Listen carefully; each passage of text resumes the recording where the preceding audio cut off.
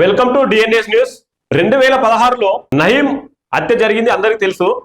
కానీ ఈ హత్య జరగక ముందుకు నయీం ఉన్నప్పుడు భువనగిరి ప్రాంతంలో, హైదరాబాద్ శివార్లలో ఎవరైతే రిచ్ పర్సన్స్, కోటీశ్వరులు ఉన్నారో వాళ్ళను భయభ్రాంతులకు గురి చేసి, చంపుతామని బెదిరించి, కిడ్నాప్ చేసి వాళ్ళ ఆస్తులు వాళ్ళతోటే సబ్ రిజిస్టర్ ఆఫీస్కు, ఎంఆర్ఓ ఆఫీస్కు తీసుకొచ్చి మీరు సంతకం పెట్టకపోతే మిమ్మల్ని చంపుతామని బెదిరించి భయభ్రాంతులకు గురి చేసి వాళ్ళ ఆస్తులు రిజిస్ట్రేషన్ చేసుకున్నట్టు ఈడీ తెలియజేయడం జరిగింది. చూడండి, గ్యాంగ్స్టర్ నయీం కేసులో ఈడీ ఛార్జ్ షీట్. 10 మందిపై అభియోగాలు నమోదు, 91 ఆస్తుల స్వాధీనం కోరుతూ కోర్టులో prosecution complete. Nayeem family members కానీ, నయీం భార్య మరియు నయీం అనుచరులు ఎవరైతే ఉన్నారో దగ్గర వ్యక్తులు, వాళ్ళు ఒక 10 మంది పైన అభియోగాలు నమోదు చేసిర్రు. నయీం సంపాదించిన అక్రమ కేసులు, 91 ఆస్తులను స్వాధీనం కోరుతూ కోర్టులో ప్రాసిక్యూషన్ కంప్లీట్ చేసింది. 91 ఆస్తులు అక్రమంగా బెదిరించి చంపి ఇవన్నీ చేసి ఈ ఆస్తులు కూడబెట్టినట్టు తెలుస్తున్నది. అవేందో చూద్దాం.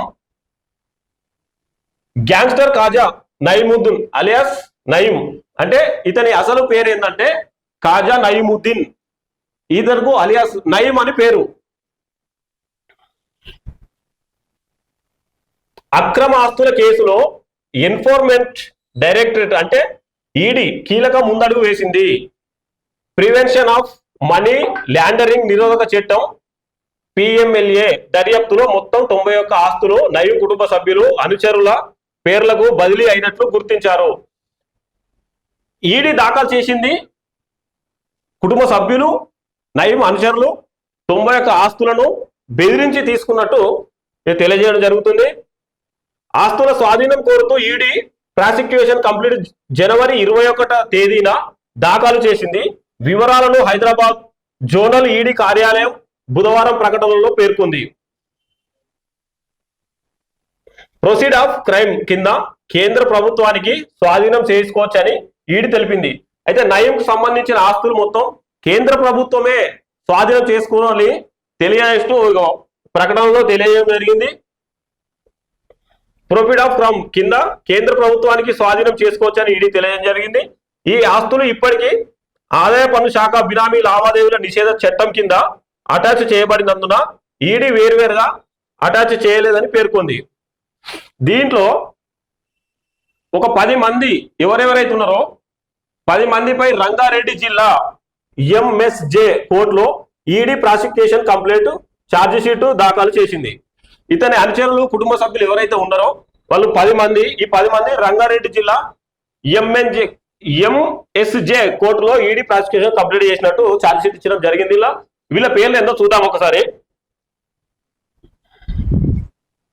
పాషం శ్రీనివాస్ అంటే భువనగిరి పట్టణానికి చెందిన ముఖ్య అనుచరుడైన పాషం శ్రీనివాస్, హసీనా బేగం, మహమ్మద్ తహేరా బేగం, మహమ్మద్ సలీమా బేగం, మహమ్మద్ అబ్దుల్ సలీం, అహేలా బేగం, సయ్యద్ నీలోఫర్, ఫిర్దాస్ అంజమ్, మహమ్మద్ అరిఫ్, హీనా కౌసర్లను నిందితులుగా పేర్కొంది. ఈ 10 మంది కీలక నిందితులుగా పేర్కొనడం జరిగింది. రాష్ట్ర ప్రభుత్వం ఏర్పాటు చేసిన ప్రత్యేక దర్యాప్తు బృందం సిటీ నుంచి అందిన సమాచారం ఆధారంగా కాజా నయీముద్దీన్ అలియాస్ నయీంను హసీనా బేగం, తహేరా బేగం ఇతరులపై 1985 బినామీ ఆస్తుల లావాదేవీల చట్టం కింద కేసులు నమోదు చేసినట్టు పేర్కొంది. అయితే 1985 ఒక చట్టం ఉంది, బినామీ ఆస్తులు, ఇతరుల ఆస్తులను బెదిరించి చేసుకున్నట్టు ఆ చట్టం కింద వీళ్లను ముఖ్య ముద్దాయిలుగా పేర్కొనడం జరిగింది. చర్యలకు సంబంధించి వివరాలను ఆదాయ పన్ను శాఖ నుంచి ఈడీకి అందినట్లు వెల్లడించింది. ఇది ఈ బెదిరించి తీసుకున్న ఈ ఆస్తులు కేంద్ర ప్రభుత్వం స్వాధీనం చేసుకుంటుందా? ఈ కేసు ఎటు మలుపు తిరుగుతుందో త్వరలో చూద్దాం.